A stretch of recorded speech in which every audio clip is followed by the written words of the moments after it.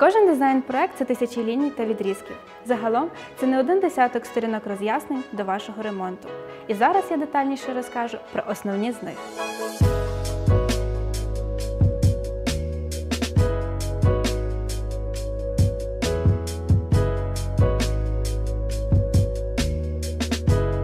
Щоб на людині ідеально сидів костюм, їй необхідно знати свій розмір. Так само і в дизайні. Щоб вийшов красивий інтер'єр, необхідно знати габарити, з якими працюєш. Щоб отримати розміри приміщень, висоту вікна чи стелі, архітектор з командою їдуть на об'єкт і чітко заміряють усе необхідне. Це старт для усіх подальших креслень та розробки інтер'єру.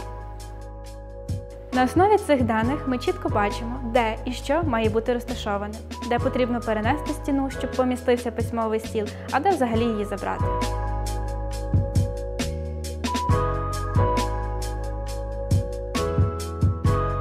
На цих кресленнях видно, де і які зони будуть розташовуватись, та який набір меблів замовники хочуть там бачити, конфігурація дивану, кількість стільців та де буде знаходитися барна стійка. На основі цього архітектор створює креслення демонтажу та монтажу стін, обдумує та зазначає на кресленні, на яку висоту потрібно підшити стелю, щоб і світильник помістився, і вікно відчинилося.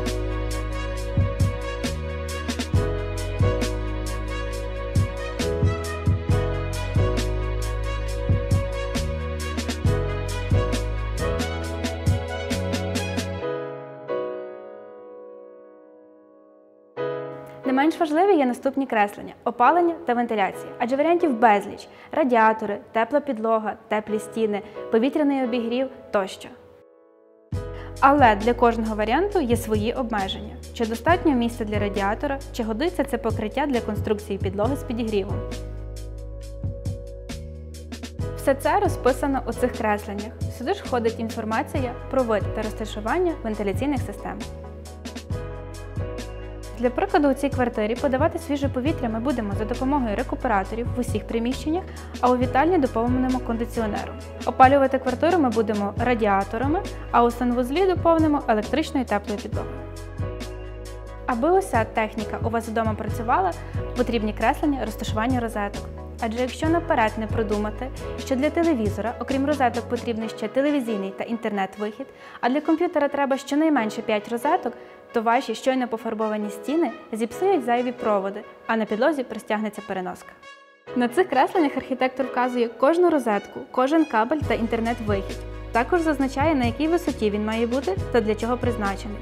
Сюди ж входить система освітлення, яка включає розміщення усіх світильників та їх підключення до вимикачів. Також на цих кресленнях розташовані усі необхідні дані для системи обладнання «Розумний дім».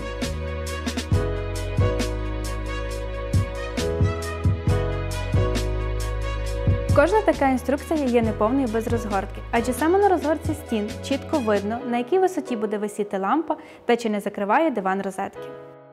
Тут також вказуємо, яким буде покриття стін – фарба, шпалери, з якого кута потрібно розкладати плитку, щоб зберегти орнамент на стіні, а також знати кількість усіх цих матеріалів. Також робимо план покриття підлоги. Наступні сторінки дизайн-проекту – це специфікація використаних елементів.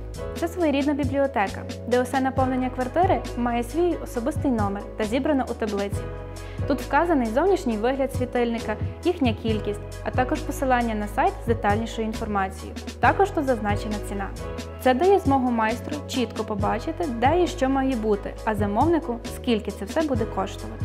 Також є специфікація покриття підлоги, стін і стелі, адже щоб замовити фарбу чи плитку, необхідно знати їхню кількість. І тепер ми дійшли до завершальних сторінок нашого дизайн-проекту. Вони не менш важливі, адже саме тут зберігається інформація про детальні креслення меблів та унікального декору, які будуть виготовляти під замовлення.